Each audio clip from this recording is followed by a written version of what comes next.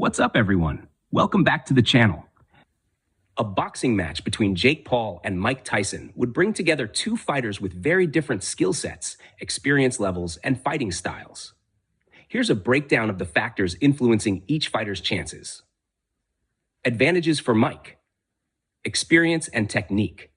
Tyson is a former heavyweight champion with decades of high-level boxing experience. His technique, timing, and footwork are excellent, and he still retains some of his skill even at an advanced age. Power. Tyson is known for his knockout power.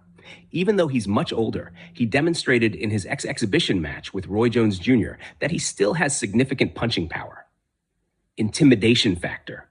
Tyson has a legendary status and psychological edge, which might put pressure on Jake Paul, who's much less experienced. Disadvantages for Mike: age and stamina. Tyson is 58 years old, and age naturally impacts stamina, reaction time, and speed. Even if he trains rigorously, his body is unlikely to hold up for extended rounds. Ring rust.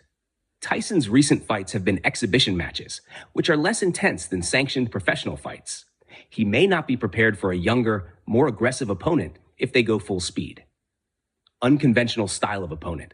Jake Paul's unconventional, brawler-like style and willingness to throw powerful punches may be difficult for an aging fighter to counter, even one with Tyson's background.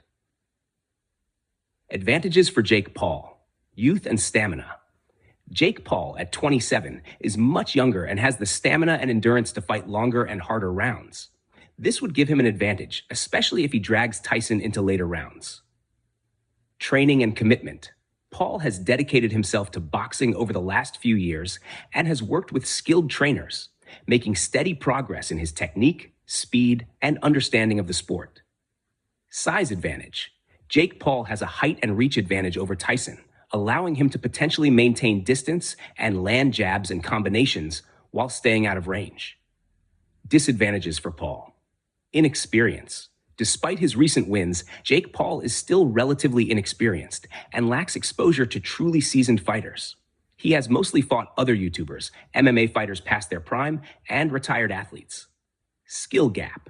Even an older Tyson could likely expose the gaps in Paul's technique. Paul's skill level may not match Tyson's, making him susceptible to counters and setups from a technical boxer. Defensive vulnerability.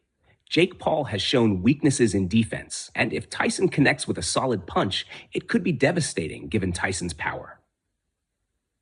Conclusion. The fight could go either way, with Tyson having a better chance if it ends quickly and Paul having an advantage if it drags on. Tyson's experience may make him a slight favorite, but only if he's able to adapt to Paul's youth and unorthodox approach. Tyson's technical experience, power, and ring IQ would likely make him a favorite if he can end the fight early.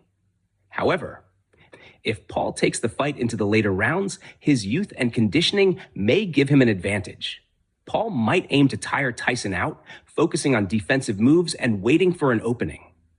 His younger stamina and durability could play a big role if he avoids Tyson's power punches. What are your thoughts? Who do you think is likely to win this match?